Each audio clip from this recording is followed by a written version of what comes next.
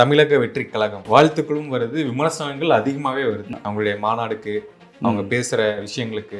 இன்னைக்கு ஒரு மாற்று கட்சி வேணும் சார். அதாவது ஒரு திராவிட கழகத்துக்கு மாற்று அவர் வந்தார். எனக்கே அதுக்கு நான் வாழ்த்துக்கள் சொன்னேன். அவர் வந்து கண்டிப்பாக ஏதாவது பண்ணா இந்த சொசைட்டிக்கு நல்லது, அதுவும் நல்லது பண்ணணும். சும்மா வந்துட்டு வந்தார். இப்போ விஜய் அவர்களுடைய சமீபத்தில் ஒரு பொதுக்குழு நடத்தினாங்க. அதில் வந்து ஆதவ அர்ஜுனா பேசியிருந்தாரு, கொஞ்சம் அதிகமாக பேசிட்டாரு அப்படிங்கிற மாதிரி விமர்சனம் வந்துச்சு. ஆதவ அர்ஜுனா அவர்களுடைய பேச்சு ரொம்ப ஒரு ஒரு ஒரு சின்ன சிறுபிள்ளைத்தனம் கூட, அப்படியே நீங்கள் சொல்கிற மாதிரி கடனிலே ரசிகனுக்குள்ள சிறுபிள்ளைத்தனமானது. எல்லாரையும் பம்புக்கு வா வா, நான் ரவுடி வா வாங்கிற மாதிரி இருக்குது சார். மோதிப்பார் அவர் ஏதாவது சொல்கிறாரா, இல்லை வேறு யாராவது அப்படி எந்த பொலிட்டிஷியனாவது வந்துப்பார் எங்கள் தலைவரை தொட்டுப்பார்னா வந்தால் தொட்டு பார்த்தா தமிழ்நாட்டில் உள்ள கல்லூரி மாணவர்கள்லாம் வருவாங்கங்கிறாரு. கல்லூரி மாணவர்களுக்கெல்லாம் வேலைகள் வேறு எங்கேயும் எதுவுமே கிடையாதா? விஜய் அவர் சவால் விடுங்கன்னு சொல்லியிருக்காரா? மோடி பாப்பனிக்கு சொல்லியிருக்காரா? அவரும் சிவனேன்ட்டு இருக்காரு. மு.க. ஸ்டாலின் அவர்களும் விஜய் அவர்களும் சிவனேன்ட்டு இருக்காரு. நீ வா, எங்கள் தலைமை இருக்கான், தொட்டுப்பார். அது எதுக்கு சொல்லணும்னு கேட்குறாரு. நம்ம ஒரு படம் எடுத்திருக்கோம். எந்த உலகத்திலையுமே படம் ரிலீஸுக்கு முந்தின நாள் ரைட் வராது சார். அது எங்களுக்கு கிடைக்கப்பட்ட மிகப்பெரிய ஒரு துரோகம். இதில் என்ன எங்களுக்கு வருத்தம்னா, இந்த இன்கம் டேக்ஸ் ரைடு முடிஞ்ச பிறகு என் வீட்டிலலாம் ஒன்றுமே இல்லை. கூட இருந்தவங்களே சதி பண்ணியிருக்காங்க. அதை நான் இப்போ தான் வெளியே சொல்கிறேன். கூட இருந்தவங்களே சொல்லி இது பண்ணியிருக்காங்க. விஜய் சார் கூட இருந்தவங்க நம்ம கூட வேலை பார்க்குறவங்களே உங்களை பற்றி போட்டு எங்களுக்கு கம்ப்ளைண்ட் இந்த மாதிரி பெட்டிஷன் வந்துருக்கு சார். அதனால தான் வந்தோம். உங்களுக்கு வந்து தெரியுமா அந்த நம்பர் யாருன்னு தெரியுமா? நானே வந்து 4-5 பத்திரிகை நடத்தினேன் இவரை ப்ரொமோட் பண்ணுறதுக்காகன்னு சொன்னீங்க. உண்மையா சார் அதெல்லாம்? இல்லை 4-5 இல்லை சார், 9 பத்திரிகை நடத்தினேன் சார். ஒரு ஹீரோ.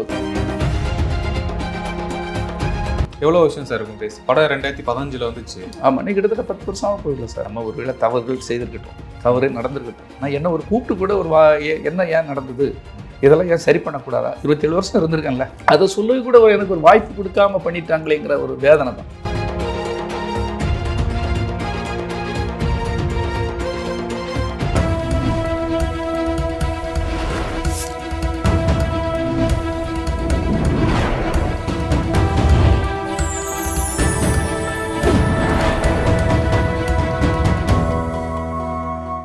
இன்றைய நேர்காணலில் நம்முடன் இணைந்திருப்பவர் திரைப்பட தயாரிப்பாளர், இயக்குனர் திரு P.T. செல்வகுமார் அவர்கள். சார் வணக்கம் சார். வணக்கம் சார். சார் உங்களை நேர்காணலுக்கு மிகவும் மகிழ்ச்சி சார். எங்களுக்கு ரொம்ப சந்தோஷம் சார். Yes sir. சார், கலப்பை மக்கள் இயக்கம் அப்படின்னு ஒரு நற்பணி இயக்கம் வச்சு சில விஷயங்கள்லாம் செஞ்சுட்டு வரீங்க சார். கலப்பை மக்கள் இயக்கம் இந்த சமூகத்தில் ஏற்றத்தாழ்வு இருக்கக்கூடாதுங்கிற ஒரு எண்ணம் சார். இன்னைக்கு நிறைய வன்முறைகள், கற்பழிப்புகள் எல்லாமே இருக்க காரணம் ஏற்றத்தாழ்வுனால வர பிரச்சனைகள் தான். கலப்பை மக்களுக்கும் அதுக்காக போராட வேண்டும். அரசு பள்ளியில் பயில்கிற ஏழை மாணவர்களுக்கு நல்ல உதவிகள் செய்யணும். நிறைய கலைஞர்கள் கட்டி கொடுக்கணும். அவங்களுக்கு விளையாட்டு திடல் பண்ணி கொடுக்கணும். படிப்புக்கு அவங்களுக்கு உதவணும். இதை வந்து ஒவ்வொருத்தரும் பண்ணணுங்கிறதுக்காக, ஒரு மோட்டிவேட் பண்ணணுங்கிறதுக்காகவே கலப்பை மக்கள் இயக்கம் இறங்கி பண்ணிகிட்டு இருக்குது. அந்த அடிப்படையில் ஒவ்வொரு வாரமும் நம்ம ஏதாவது ஒன்று பண்ணிகிட்ருக்கோம். சென்னையில் வந்து போன வாரம் வந்து இப்போ ஜெயில் கைதிகள்னால் எல்லாருக்கும் ஏற்கனவே ஜெயில் கைதி நீட்டு அந்த பிள்ளைகளோ அந்த ஒய்ஃப் மாதிரி எல்லாம் ரொம்ப யாரும் கண்டுக்க மாட்டாங்க. அவங்களுக்கு ஒரு அங்கீகாரம் அந்த சமூகத்தில் கிடைக்காது. படிக்க வைக்க மாட்டாங்க. படிக்க வைக்கிற இடத்துல அவங்கள டிஸ்டன்ஸ் மெயின்டைன் பண்ணுவாங்க. இப்போ அந்த குழந்தைகள் என்ன பாவம் செய்யுது? யாரோ ஒருத்தையும் அங்கேயோ வெட்டிட்டு ஜெயிலுக்கு போயிருப்பான், ஆயுள் தண்டனை கைதியாக இருப்பான். அந்த மனைவி என்ன செய்வோம், அந்த குழந்தைகள் சமூகத்தில் தப்பாக வளர்ந்துடும். அதனால் அவங்க குடும்பமும் வளரணுங்கிறதுக்காக இட்லி கடைகள், அவங்களுக்கு சின்ன சின்ன கடைகள், அது இல்லாமல் போன வாரம் ஒரு 10 பேருக்கு ஆட்டோ வாங்கி கொடுத்து அது மூலமாக ஒரு தொழில் பண்ணி வளரட்டும், அவங்களும் தொழில் பண்ணி சொசைட்டியில் எல்லாரும் மக்கள் கூட சந்தோஷம் வளர்றதுக்காக பண்ணேன். இன்றைக்கி இதுனா விவேக் அவர்கள் வந்து சமூகத்தில் ஒரு புரட்சியை உருவாக்குனார் சினிமா மூலமாக. ஒரு நல்ல பிற்படுத்தப்பட்ட மக்கள் சமூக புரட்சி வரணுங்கிறதுக்காக நல்ல கருத்துக்களெல்லாம், ஒரு மூட நம்பிக்கைகள்லாம் அவர் படங்கள் மூலமாக தெரிவிக்க விட்டார். அவர் மரங்கள் வளர்க்கணும், அப்படி இப்படிலாம் நிறைய அவருடைய சிந்தனைகள் இருந்தது. அவர் சிந்தனைக்கு நம்ம மரியாதை கொடுக்கணுங்கிறதுக்காக இன்றைக்கி வந்து இந்த பெண்களுக்கு இன்றைக்கி நடக்கிற கொடுமை என்ன, மெயின் கொடுமை என்னென்னா சார், 35 வயசுலேருந்து 45 வயசுக்குள்ளே கிட்டத்தட்ட 80% பேர் ட்ரக்ஸால், அதாவது போதையால் வந்து இறந்து போய்டுறாங்க சார். இது ஒரு அதிர்ச்சிகரமான புள்ளி விவரம் படித்தேன். ஓகே. இப்போ இதுக்கு ஒரு விழிப்புணர்வு பண்ணணும் தமிழ்நாடு முழுக்க. அப்போ ஏதோ ஒரு நாளையில் பண்ணுறது, அது விவேக் பிறந்த நாளையில் அந்த இளம் விதவைகள் அதிகமாக உருவாகிற நிலை, அந்த இளம் விதவைகள் தடுப்பதற்காக போதை விழிப்புணர்வு ஒரு முகாம் மாதிரி இன்றைக்கி நடத்தணும். அதில் கிட்டத்தட்ட ஒரு 200 உதவி பெண்களுக்கு உதவி பண்ணி சும்மா வெறுமனே முகாம் நடத்தணும், கருத்து சொன்னோம், அதுக்காக போராடணுங்கிறது இல்லாமல் ஏதாவது அந்த குடும்பங்களுக்கும் உதவி பண்ணுங்கிறதுக்காக இன்றைக்கி அந்த குடும்பங்களுக்கு உதவி பண்ணியிருக்கோம். ஒரு 25 அந்த வீட்டு பசங்களை படிக்க வைக்கிறதுக்கு முழு பொறுப்பெடுத்திருக்கோம். அது இல்லாமல் இந்த விழிப்புணர்வை தமிழ்நாடு முழுக்க அதை வேகப்படுத்தணுங்கிறதுக்காக அரசுக்கு கேள்வி கேட்டிருக்கோம். ஏன்னா இது ரொம்ப முக்கியமான இது சார். ஒருத்தர் போதையினால் ஒருத்தர் செத்து போயிட்டான், இல்லாமல் அவன் உடல் பாதிக்கப்பட்டு வீட்டில் முடங்கிட்டோம்னா அந்த குடும்பம், அந்த குழந்தைகள் ரொம்ப ஒரு அடுத்த கட்டத்துக்கே போக முடியாது. அப்போ அந்த விழிப்புணர்வை உருவாக்கணுங்கிறது தான் என்னுடைய மோட்டோ. அதில் இந்த பழைய அவர் கூட நடித்த காமெடி நடிகர்கள் நிறைய பேர் கஷ்டத்தில் இருக்காங்க, வறுமையில் இருக்காங்க. நாங்கள் அவங்களுக்கும் ஒரு உதவி பண்ணி உதவிகள் மூலமாக ஒரு விழிப்புணர்வை உருவாக்கணுங்கிறது என்னுடைய முழு கோல் சார். ஓகே, வாழ்த்துக்கள் சார். நாங்களும் பார்த்தோம், அந்த நற்பணிகள் எல்லாமே பார்த்தோம். தொடர்ந்து பண்ணுங்க சார். வாழ்த்துக்கள். ஓகே, நன்றி சார். நாங்கள் பிடி செல்வகுமார் சார் அப்படின்னாலே எங்களுக்கு தெரிஞ்சது விஜய் சாருடைய ஒரு பிஆர்ஓ, புலி படத்தினுடைய தயாரிப்பாளர் அப்படிங்கிறது எங்களுக்கு தெரியும். சினிமா துறையிலும் அது கொஞ்சம் ஃபேமஸான விஷயம் தான். டைரக்டா நான் பாயிண்ட்டுக்கே வந்துடுறேன். புலி திரைப்படம் ஒரு தோல்வியை தெளிவிச்சு பாக்ஸ் ஆஃபீஸில் கொஞ்சம் ஃபெயிலியர் ஆச்சு அப்படிங்கிற விஷயம் நம்ம கேள்விப்படுறோம்.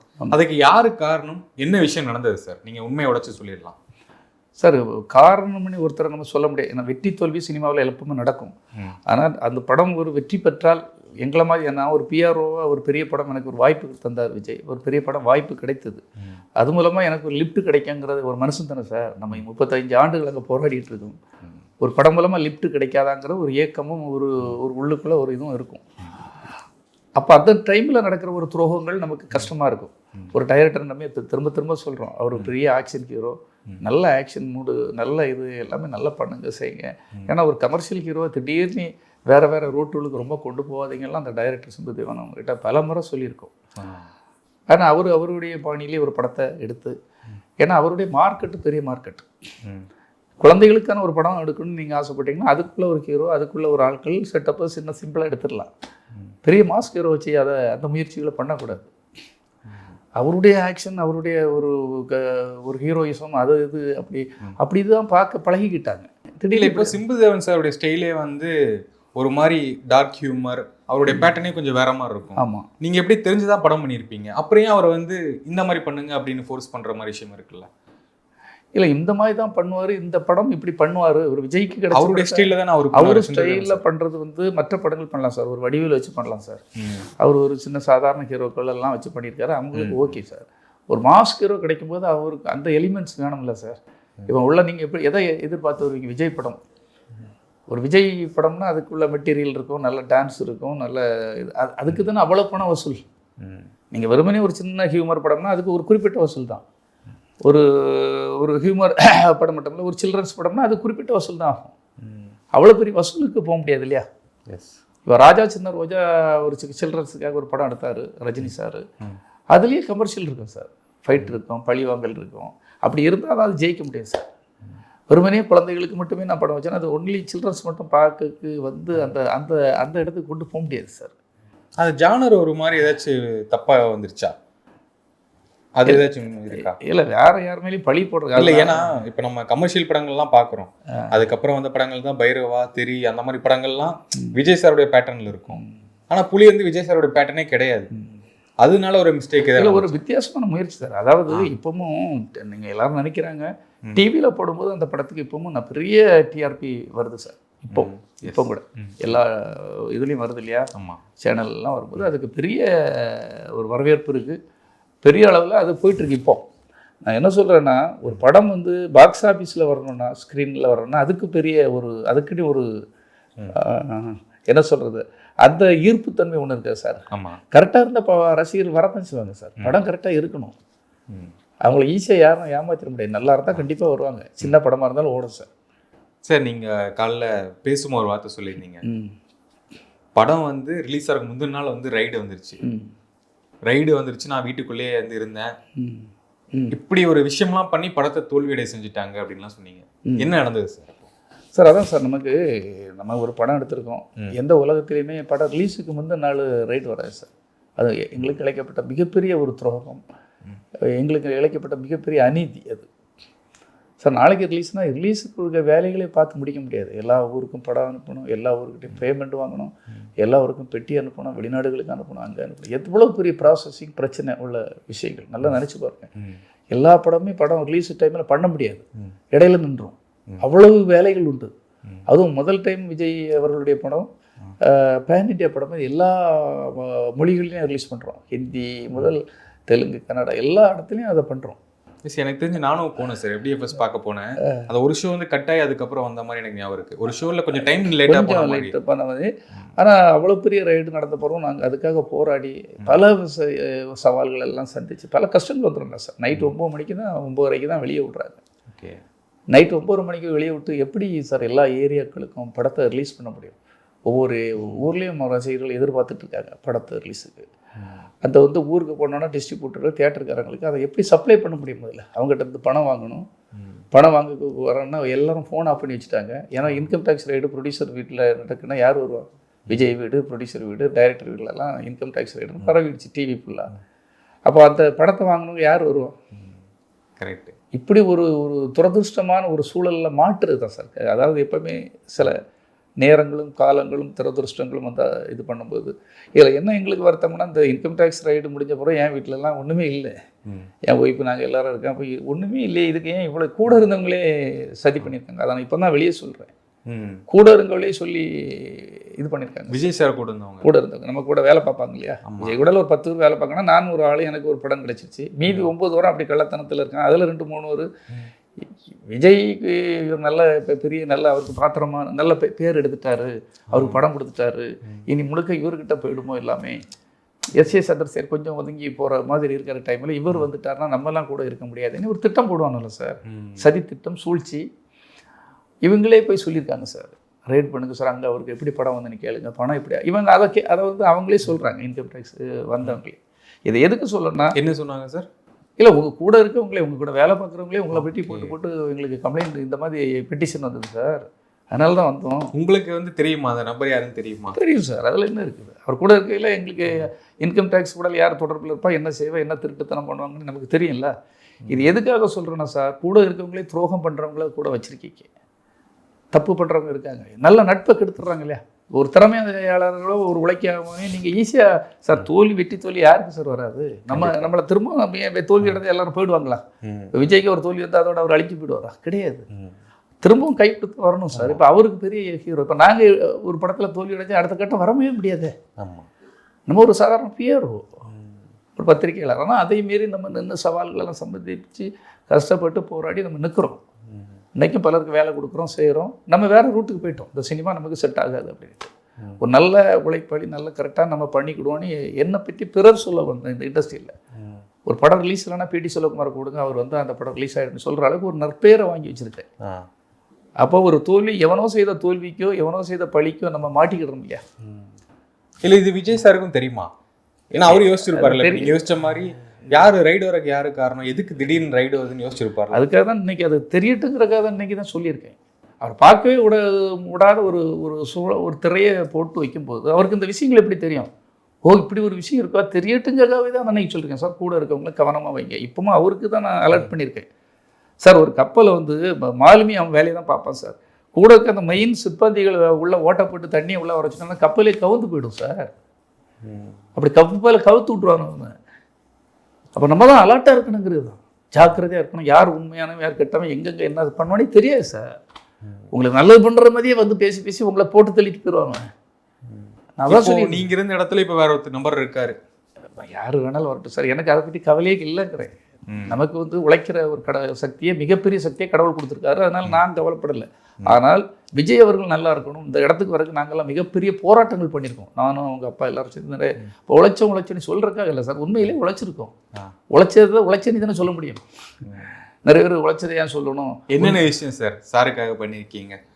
இல்லை, ஆரம்பத்திலேருந்தே அவர் ஒரு சாதாரணமாக வரும்போது ஒரு சாதாரண ஆள் தானே சார். ஒரு புதுமுகமாக தானே வராரு.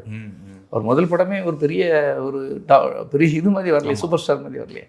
புதுமுகமாக வந்து போராடுறாரு. அப்போ வந்து போராடுறாங்க. அவங்க அப்பா பெரிய பலசாலியாக இருக்கார், சந்திரசேகர், மிகப்பெரிய பலசாலி.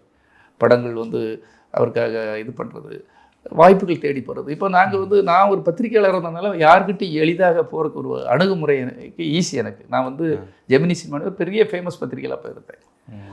அப்போ எல்லாரையும் சந்திக்கிறதுக்கு இப்போ ஒரு பூவே உனக்காக படம் வரைக்குன்னா நான் அவர்கிட்ட இப்போ தகவல் சொல்கிறதுல ஈஸி. அந்த படம் ஏதோ விக்ரமன் நல்ல டைரக்ஷன் நல்ல கதை இருக்குது சார், நம்ம போய் கேட்கலாம். வேறு ஆரம்ப முதல் படத்துலேருந்தே இருக்கீங்களா சார்? ஆமாம் சார், ஆமாம். அப்போக்கெல்லாம் அவர் வந்து உடனே அவங்க அப்பா வராங்க செய்கிறாங்க சூப்பர் இருக்குல்ல, அந்த படத்தை அப்படி வாங்குகிறோம். அது சொல்லணும்ல ஒரு ஆள் இருந்து. அதுக்கு ஆள் கிடைக்கிறது தான் சார் கஷ்டம். ஒரு இடத்துக்கு ஆள் அப்போங்கெல்லாம் அந்த பத்திரிகை இவங்கள மாதிரி இதெல்லாம் கிடையாது சார், யூடியூப் சேனல் அதெல்லாம் கிடையாது. அவர் படங்கள் ஒரு ஸ்டில்லுகள்லாம் ஒன்று கொண்டு போய் சேர்க்குறது. அப்போ அதுதான் இது. ஒரு அட்டைப்படம் வந்து அவன் ஒரு பெரிய ஹீரோ. அந்த அட்டைப்படத்துக்கு கொண்டு வரதுக்கு தான் போராடணும். ஒரு குமுதத்துலேயே ஒரு பெரிய சினிமா எக்ஸ்பிரஸில் அட்டைப்படங்கள்லாம் கொண்டு வந்துட்டாங்கன்னா அது ஏதோ டெவலப் ஆகிட்டார். இப்போ இதுக்கு நாங்கள் போராடுறதுக்கு நான் கரெக்டாக அந்த பத்திரிகையாளராக இருந்து பிஆர்ஓ இருந்து அவருக்கு நல்ல செய்திகள், அவரை பற்றி வளர்ச்சிக்கு நல்ல இடங்கள், நல்ல சர்வீஸ்கள், தொண்டுகள். இப்போ நாங்கள் இப்போ பண்ணுறோம்ல தொண்டுகள், இதை அவர் கூட இருந்து நிறைய பண்ணி பண்ணி பண்ணி பண்ணி அப்படி தான் கொண்டு வந்தோம். ஆனால் இன்றைக்கி ஒரு பெரிய அளவில் வந்த பிறகு யார் வேணாலும் வருவாங்க சார். இப்போ நீ பெரிய இடத்துக்கு வந்துட்டீங்க, ஒரு குதிரை ஜம்மனி வந்துடுச்சு சார், வளர்ச்சி ஆரோக்கியமாக வந்து நல்ல இன்றைக்கி எங்கே வேணால் அது பாஞ்சு ஓடணும்னு தெரிஞ்சிடுச்சு, வந்துடுச்சு. இப்போ யார் வேணாலும் வருவாங்க. ஒரு மரம் வந்து கஷ்டப்பட்டு வளர்த்து அதை தண்ணி ஊற்றி அதுக்கு களை எடுத்து அதை நல்லபடியாக வந்து ஒரு மாமரம் ஏதோ நல்ல நிலைமையில் வந்த பிறகு அந்த பழங்களை கனிக்க சுவைக்கலாம்னு வரும்போது அந்த விவசாயிக்கு அங்கே வந்து அணில், நரி, குரங்குகள் எல்லாமே வந்து அதை இன்னும் பறவைகள் எல்லாமே கொத்தி சாப்பிட்டுட்டு இருக்கும்போது அந்த விவசாயிக்கு எப்படி சார் இருக்கும்? அது பல இடங்களில் அந்த மாதிரி ஏமாற்றங்களும் வரும்போது நமக்கு அது கஷ்டமாக தான் இருக்கும். நம்ம உழைச்சி நம்மளால் இருக்க முடியலையே, வருமா வராது சார், ஒரு மனுஷன் தானே. ஆமாம். அப்போ அதை யார் அந்த சதி பண்ணவங்கள நம்ம அதை சொல்லாமல் எப்படி சார் இருக்க முடியும்? அதுதான் சார் சொல்ல, அது அவருக்கு தெரிஞ்சால் தான் அவருக்கு நல்லது, களை எடுக்கணும். அதுதான் நம்ம அதை தான் சொல்லியிருக்கோம் சார். நீங்கள் நான் ஒரு நேர்காணல் நான் உங்களை பார்த்தேன். என்னென்னா நானே வந்து 4-5 பத்திரிகை நடத்தினேன் இவரை ப்ரொமோட் பண்ணுறதுக்காகன்னு சொன்னீங்க. உண்மையா சார் அதெல்லாம்? இல்லை 4-5 இல்லை சார், 9 பத்திரிகை நடத்தினேன் சார். ஒரு ஹீரோவுக்கு விஜய் ரசிகன், பிரியமுடன் விஜய், எந்தென்றும் விஜய், தலைவா விஜய், சோபாவின் விஜய், இப்படி 9 பத்திரிகை நடத்தினேன் சார். வெவ்வேறு பேரில் எங்கேருந்து வருதுன்னே தெரியாது. ஆனால் 9 பத்திரிகை மார்க்கெட்டுக்கு வரும். யாருமே எந்த ஒரு ஹீரோக்குமே அது கிடையாது. மார்க்கெட்டு ஃபுல்லாக எல்லா இடத்துலையும் அந்த பத்திரிகை தான் கிராமங்களுக்கு போய் சேர்ந்தது. ஒரு இங்கே உள்ள விஷயம் அப்போ அங்கே வந்து ஒரு கிராமப்புற ரசிகனுக்கு போய் செய்கிறதுக்கு பத்திரிகைகள் தான் சார் இருந்தது. அப்போ அதை எடுத்து அவன் மழை இது பண்ணி வச்சுட்டு அப்படியே வச்சுருவாங்க உண்டு பொக்கிஷ் மாதிரி. அவர் ஸ்டில்லு இல்லை அவரை பற்றி உள்ள செய்திகள் அதை நம்ம தரமாக கொடுத்த உடனே அது அப்போ ரொம்ப எடுபட்டுது. அவருடைய நல்ல தகவல்களை வெளியே கொண்டு சேர்க்கறதுக்காக அதுக்காக முழு முனைப்போடு அந்த பத்திரிகைகள் நான் நடத்தி வெளியே கொண்டு வந்தோம் சார். முழுக்க அவரை சார்ந்தது தான் சார். இப்போ நீங்கள் சொல்கிற விஷயம்லாம் வந்து அவர் காம்படிட்டராக இருக்கக்கூடிய அஜித் அவர்களுக்கோ அடுத்த நிலையில் இருக்க சூர்யா அவர்களுக்கோ இவங்க யாருக்குமே இந்த மாதிரி ஒரு ப்ரொமோஷன் நடந்ததா தெரியலையா சார்? அவங்களுக்கு உங்களை மாதிரி ஆட்கள் யாருமே கிடையாது, அந்த அளவுக்கு இல்லைன்னு நினைக்கிறேன். அந்த அளவுக்கு ஏன் ஒரு நடிகருக்கு இந்த அளவு ஒரு ப்ரொமோஷன் கொடுத்து என்ன கோல் வச்சிருந்தீங்க அந்த ஆரம்பத்தில்?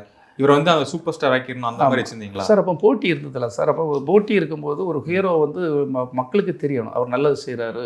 இப்போ எப்படி எம்ஜிஆர் நல்லது செய்தாருன்னு அவரை பார்க்க ஆசைப்பட்டாங்க இல்லையா அந்த காலத்தில், அதே மாதிரி நம்ம ஹீரோ அப்படி வரணும்னு எனக்குலாம் ஒரு ஆசை அப்படி தான். ரைட்டு. ஒரு ஹீரோன்னா நல்லது செய்வார், நிஜத்துலேயும் நல்லது செய்யணும். அவர் ஸ்க்ரீனில் மட்டும்தான் நல்லது செய்வார், இல்லை நிஜத்தில் நல்லது செய்யணுங்கிறக்காக தான் நிறைய நற்பணிகள் மன்றம் மூலமாக நிறைய நல்லது செய்கிறதுக்கு அவங்க அப்பா நல்லா சப்போர்ட் பண்ணார். நம்ம செய்தோம். அதை ஆர்கனைஸ் பண்ணுறதுக்கு கரெக்டான ஆட்கள் வேணும் சார். இது பப்ளிசிட்டிக்குங்காங்கல்ல சார். ஒரு ஹீரோ பற்றி வெளியே தெரிஞ்சால் தான் அவங்க அவர் மேலே இன்ஸ்பயர் ஆகி படம் பார்க்க வரணும். இல்லை அவங்களுக்கு ஒரு ஆவல் எப்படி தூண்டுறது, இந்த ஹீரோ எனக்கு பிடிச்சிருக்கு, இந்த ஹீரோட்ட எந்த நல்ல குணங்கள் இருக்குது, அதை உள்ளுக்குள்ளே தூண்டுறதுக்கு. அதான் சொன்னார் யார், ஒரு பெரிய ப்ரொடியூசர் ஒருத்தர் சந்தித்தேன், ஒரு நடிகர், பெரிய நடிகர் சார், நடிகர் மோகன் வச்சுடுங்களா. அவர் சொல்கிறார், உங்களை மாதிரி ஒரு ஆள் எனக்கெல்லாம் கிடைக்காம போயிட்டாங்க சார். உங்களை மாதிரி ஒருத்தன் தமிழ்நாட்டில் இல்லை சார், இந்தியாவிலேயே ஒருத்தன் கிடைக்க மாட்டான் ஒரு ஹீரோவுக்கு. அந்த ஹீரோவே நினச்சி அவருக்காகவே புக்கு நடத்துறது, அவருக்காகவே வாழ்கிறது, அவருக்காகவே ஃபங்க்ஷன் நடத்துறது, அவருக்காகவே எல்லாம் செய்கிறது. இந்த அர்ப்பணிப்பு வந்து நான் எங்கேயும் பார்த்ததில்லை சார் அப்படின்னு அவர் கேள்விப்பட்டது நடந்ததெல்லாம் பார்த்து அவர் சொல்லுவார். இப்போ யாரையும் துரோகமோ தூற்றுறதுக்கோ இல்லை சார். நம்ம வந்து இன்றைக்கி ஒரு ஒரு அரசியலுக்குள்ளெல்லாம் வாரோம், நம்மளும் அதுக்கு பயணப்படுறதுக்காக ஒரு கலப்பை மக்களுக்குன்னு கொண்டு வரோம். அப்போது நான் யார் கூடவே நானும் இணைஞ்சு தான் பண்ண முடியும். இன்றைக்கி நான் ஒரு சுயேட்சையோ தனிநபராகவோ எவ்வளவு நல்லது பண்ணாலும் ஒரு இடத்துல பண்ணேன். அப்போ நம்ம வரும்போது இப்போ கூட ஒரு அரசியலுக்காக என்ன கூப்பிடலாம்ல. ஒரு அரசியல் நம்ம அங்கே தென் மாவட்டங்களில் மிகப்பெரிய ஒரு அசைக்க முடியாத சக்தியாக உருவாகியிருக்கோம். எல்லாருக்கும் தெரியும். ஒரு ஆளுங்கட்சியிலே எந்த ஒரு ஆளுங்கட்சி சம்பந்தமான அரசு சம்பந்தமான ஒரு அனைத்து கட்சி கூட்டம்னா என்னை கூப்பிட்ற அளவுக்கு நான் உருவாகியிருக்கேன். நீங்கள் பார்த்துருப்பீங்க எல்லா இதுலையும் போன இதில் கூட என்னை கூப்பிட்ருந்தாங்க. அதுக்கு முந்தின அரசு நிகழ்ச்சிலையும் கூப்பிட்ருந்தாங்க. எதுக்குனாலும் கூப்பிடக்கூடிய அளவுக்கு கலப்பை மக்களுக்கு இந்த சினிமா இதில் நான் விட்டு ஒதுங்கின உடனே அப்படி போய் படுத்துக்கல சார். எல்லாரும் நினைக்கிறாங்க ஏதோ ஒரு படம் பார்த்துட்டாலோ இல்லை ஒருத்தன் இது பண்ணிட்டாலோ படுத்தணும் வீழ்ந்து போகணும்னு நினைக்கிறாங்க. யாருமே வீழ்ந்து போகக்கூடாது சார், எழும்பி வரணும் சார். அதானே எல்லா பெரியவங்களும் சொல்லி தந்திருக்காங்க. அதைத்தான் நான் எல்லாருக்குமே சொல்கிறேன். ஒரு குறிக்க வட்டத்துக்குள்ளே நிற்காதீங்க, எல்லாருமே நல்லா இருக்கணும், எல்லாருமே போராடணும், எல்லாருக்குமே குடும்பம் இருக்குது சார். ஒரு குறிப்பிட்ட ஒரு ஆள் மட்டும்தான் நல்லா இருக்கணும், ஒரு சூப்பர் ஸ்டார் மட்டும் நல்லா இருந்தால் போதுமா சார்? பத்தாது. இந்த சமுதாயத்தில் அவரை நம்பி இருக்கிற ரசிகர்களும் நல்லா இருக்கணும், அவங்களும் தொழில் பண்ணணும், அவங்க குடும்பமும் நல்லா இருக்கணும்ல சார். சார் எனக்கு ஒரு சந்தேகம் என்னன்னா, இவ்வளோ விஷயங்கள் பண்ணியிருக்கீங்க, அவருக்காக வாழ்ந்திருக்கீங்க, வெற்றி பெற வைக்கணும்னு அவ்வளோ முயற்சி பண்ணியிருக்கீங்க. அப்புறம் இப்போ இந்த இடைவெளி இருக்கா இல்லை எப்போ கடைசியாக பேசுனீங்க? அந்த படத்துக்கு அப்புறம் எப்போ பேசுனீங்க? படத்துக்கு பிறவே உள்ள விட்றக்கே அதான் சொல்கிறேன் சார். சூழ்ச்சிகள் வந்து பலமாக இருக்கும்போது இப்போ பாரத யுத்தத்தில் ஒரு பார்த்தீங்கன்னா சூழ்ச்சி தான், சூழ்ச்சியால் தான் கிருஷ்ணனும் இங்கே சகுனியும் இருந்தனால இந்த போரே வந்தது. இந்த போர் நடக்கிறதுக்கு காரணமே சகுனி தான். அப்போ சூழ்ச்சி தான். அங்கே ஒரு நண்பர்கள் மாதிரி சகோதரர்கள் மாதிரி ஒரு தப்பு மன்னிச்சு எல்லாம் பண்ணியிருப்பாங்கன்னா ஒரு 5 ஊருக்கு கேட்காங்க கொடுக்குறதுல என்ன இருக்குது? நான் 5 அடி நிலம் கூட கொடுக்க மாட்டேன்னா தானே போர் வருது. அப்போ இந்த ஈகோ தூண்டி விடுறது, கோபத்தை உருவாக்குறது, வெறுப்பை உருவாக்குறது, இந்த மாதிரி செய்கிறவங்க இருக்கும்போது நம்மளை மாதிரி ஒருத்தன் போராடணும் என்ன சார் செய்ய முடியும்? ஆனாலும் அதையும் மீறி நான் போராடி வந்துக்கிட்டு இருக்கேன். இல்லை எவ்வளோ வருஷம் சார் இருக்கும் பேச? படம் 2015 வந்துச்சு. ஆமாம், நீ கிட்டத்தட்ட 10 வருஷமாக போகல சார். 10 வருஷமாக எதுவுமே இல்லை. ஆமாம், ஏன்னா நமக்கு நான் இப்பவுமே என்ன சொன்னேன் சார், நம்ம ஒரு வேளை தவறுகள் செய்திருக்கட்டும், தவறே நடந்திருக்கட்டும், நான் என்ன ஒரு கூப்பிட்டு கூட ஒரு என்ன ஏன் நடந்தது, இதெல்லாம் ஏன் சரி பண்ணக்கூடாதா? 27 வருஷம் இருந்திருக்கேன்ல, அதை சொல்லி கூட எனக்கு ஒரு வாய்ப்பு கொடுக்காம பண்ணிட்டாங்களேங்கிற ஒரு வேதனை தான். அதுதான் செய்ததே கூட இருந்தவங்க அப்படி பண்ணியிருப்பான் இப்படி பண்ணியிருப்பான் அதுன்ட்டு எதையாவது சொன்னால் கூப்பிட்டு ஒரு நீதிமன்றத்தில் ஒரு தூக்கு தண்டனை கைதியை கூட ஜட்ஜி கேட்பார், நீ இந்த குற்றத்தை ஒத்துக்கிட்டியா, நீ இதை ஏன் செய்த, உனக்கு என்ன பிரச்சனை, இதெல்லாம் கேட்க. என்ன தவறு சார் உங்கள் சைடு, என்ன தவறு இருக்குன்னு? எதுவுமே இல்லையே. படம் ரிலீஸுக்கு முந்தைய 2 நாளைக்கு முன்னால் கூட என்னை கூப்பிட்டு வச்சு பார்ட்டி தந்திருக்காரு. அவர் வீட்டில் கூப்பிட்டு வச்சு ப்ரௌடாக போயிடுனா, நாங்கள் ஏதோ ரொம்ப டவுட்டாக இருந்தோம், ரொம்ப நல்லா கரெக்டாக பண்ணிட்டீங்க, படம் நல்லா முடிச்சிருக்கீங்க, நல்லபடியாக ரிலீஸ் பண்ணக்கு வந்துடுச்சு, எனக்கு முதல் முறை ஆல் ஓவர் இந்தியா இந்த படம் ரிலீஸ் ஆகுது, எனக்கு இப்போ ரொம்ப பெருமையாக இருக்குன்னு இப்போ ஸ்கூட்லேயும் வீட்டில் அவரே தோசைலாம் சுட்டு அவங்க ஒய்ஃபெல்லாம் இருந்து எல்லாம் பண்ணி தந்து சந்தோஷமாக தான் அனுப்பிச்சி விட்டார். அடுத்த நாள் ஒரு ரைடு வந்ததுனால நடக்கிற பிரச்சனைக்காக நம்ம வந்து பலிகடாகிறோம்ல. இப்போ நீங்கள் தான் இந்த ரைடெலாம் உருவாக்குனீங்க நினச்சிட்டாரா? அப்படி இல்லை, அப்படி உங்கள் மேலே தப்பே இல்லைன்னா வேறு காரணங்களை சொல்லலாம்ல சார். அது அப்படி இருக்கும், இது இப்படி பண்ணிப்பார், அது இப்படி கூட இருக்கும் சரிகாரம். அதாவது சூழ்ச்சி செய்கிறவன் என்ன வேணாலும் செய்யலாமா செய்ய முடியாதா? நம்ம பேசுறதுக்கு வாய்ப்பு இல்லை. ரைடு நடக்கும்போது எப்படி பேச முடியும்? நம்ம ஃபோன் அவங்க ஃபோன் எல்லாம் ஒட்டு கேட்பாங்க செய்வாங்க, எதுவுமே ஒரு தொலைத்தொடர்பு எதுவுமே கிடையாது சார். அந்த சமயத்தில் ஒரு 4 பேர் கள்ளத்தனம் பண்ணுறவங்க ஒரு சூழ்ச்சி செய்கிறவங்க இருக்கிறான். அவங்களுடைய திட்டங்களாலையும் சதிகளாலையும் என்ன கூப்பிட்டு வந்திருந்தா ஒரு பிரச்சனையும் கிடையாது சார். இப்போ கூட ஒரு பேசியிருந்தா எதுவுமே பிரச்சனை, எந்த பிரச்சனையும் கிடையாது சார். அவருக்கு என்ன பிரச்சனை?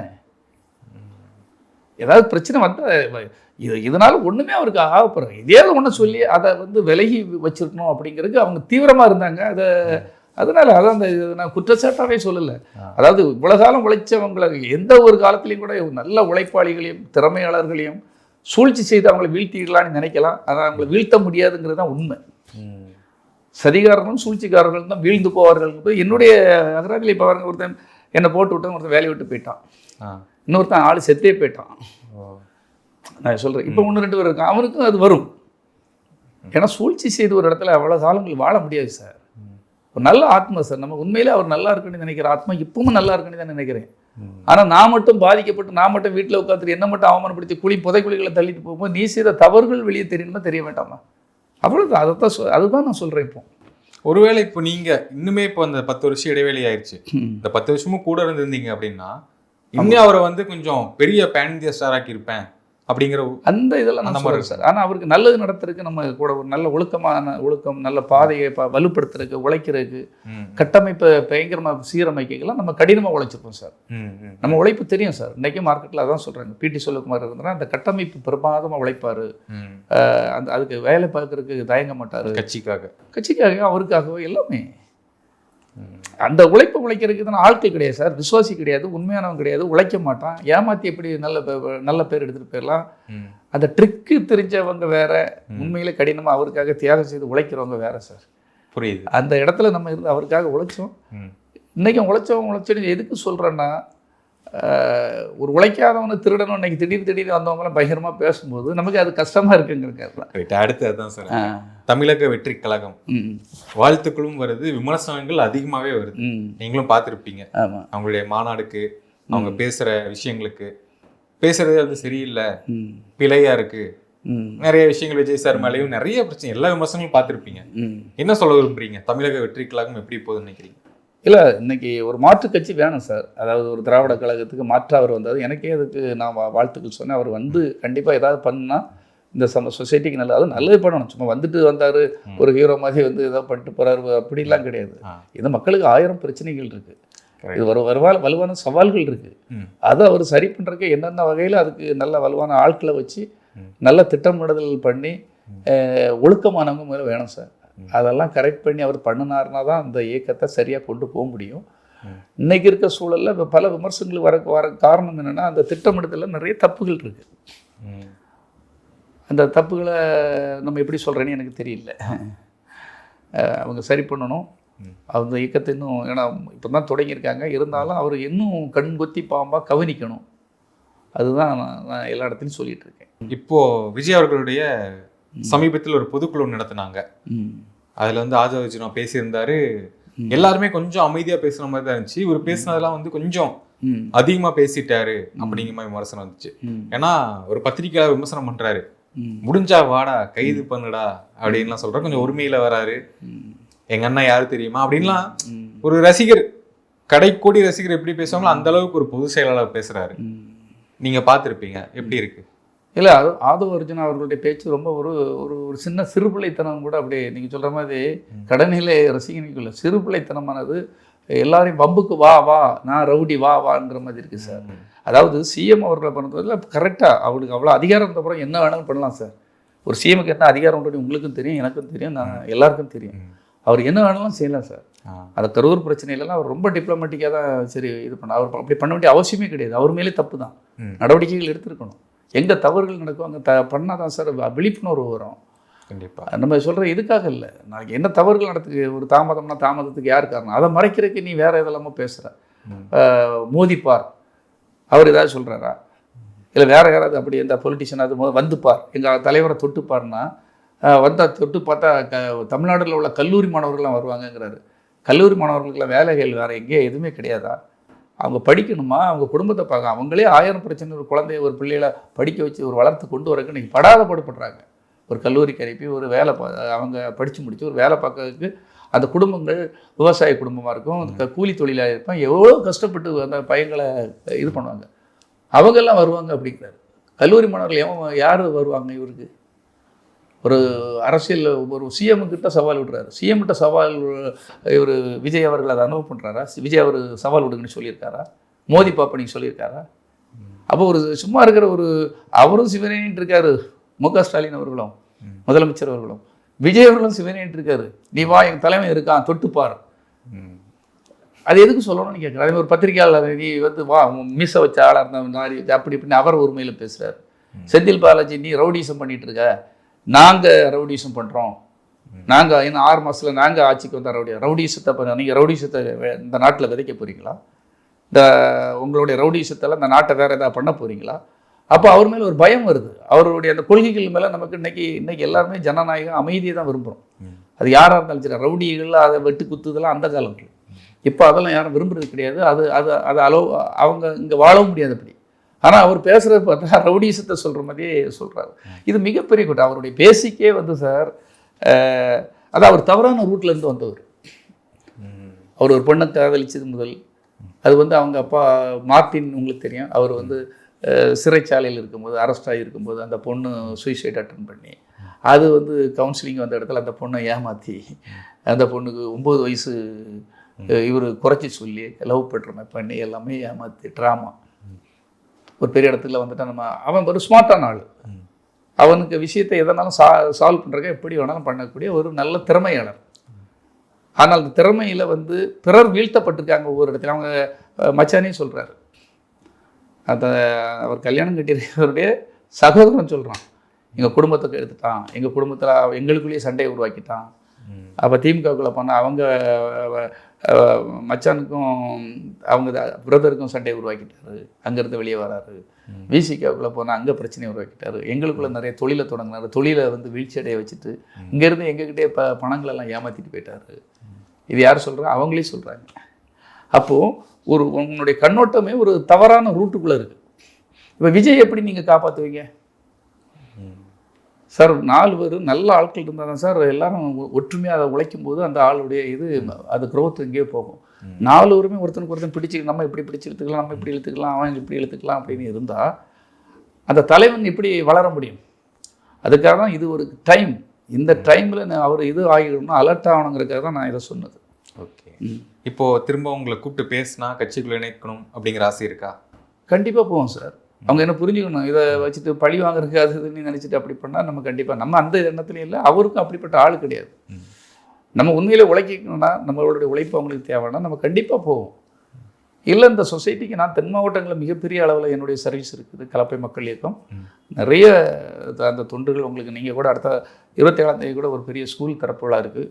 நான் கட்டி கொடுத்தது எல்லாமே ஸ்கூல் இல்லைன்னா கலையரங்கு இப்படி தான் கட்டி கொடுத்தது. அதனுடைய வழி நடத்தல் அப்படி தான் போயிட்டுருக்கு. அதில் தெரியும் அவ்வளோ பெரிய ஒரு கட்டடம் கட்டி கொடுத்துருக்கேன் அந்த திறப்பு விழாவில். இன்னும் என்னுடைய அரசியல் பிரகடனம்லாம் பெருசாக இருக்கும். நம்ம ஒரு இயக்கம் மட்டும் இல்லாமல் நம்மளுடைய அரசியல் பயணமும் விரிவாக தான் போயிட்டுருக்கும். அதில் மாற்று கருத்து கிடையாது. ஓகே. உங்கள் நற்பணிகள் தொண்டுகள் தொடர வாழ்த்துக்கள் சார். சரிங்க. நேர்காணலுக்கு மிக்க நன்றி. ரொம்ப ரொம்ப நன்றி சார். உங்களுக்கும் நன்றி சார். ரொம்ப நன்றி சார்.